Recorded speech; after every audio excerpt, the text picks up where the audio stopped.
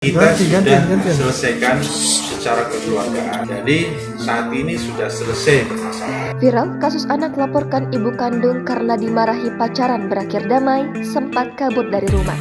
Kapolrestabes Palembang, Kombes Muhammad Najib memediasi langsung ibu dan anak ini di ruang restoratif Justice pada Kamis 1 Desember 2022. Awal kasus ini terkuak ketika sang anak yang masih SMP pergi dari rumah dan mengaku mendapatkan perlakuan kasar dari sang ibu. Sang anak berinisial SH kemudian didampingi pamannya berinisial MD melaporkan perbuatan AS, ibu kandung SH. Laporan tersebut diterima pada 28 Oktober lalu. Kapolrestabes Palembang, Kombes Muhammad Najib menjelaskan kasus ini sudah diselesaikan secara kekeluargaan. Meski tidak menyangkal adanya laporan kekerasan yang masuk ke Polrestabes Palembang, Najib enggan menyebutkan secara jelas motif pelapor membuat laporan.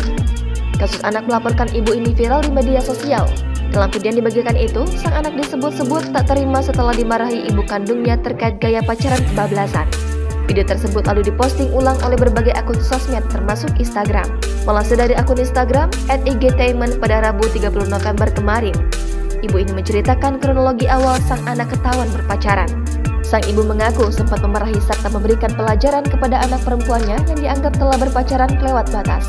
Ibu ini mengaku sakit hati setelah melihat pesan WhatsApp anaknya yang berisi kalimat vulgar. Sang anak rupanya mengadu setelah dimarahi oleh ibunya dan meminta maaf kepada kekasihnya. Sebagai seorang ibu, dirinya mengaku sakit hati melihat sang anak yang masih terbilang di bawah umur berpacaran kelewat batas.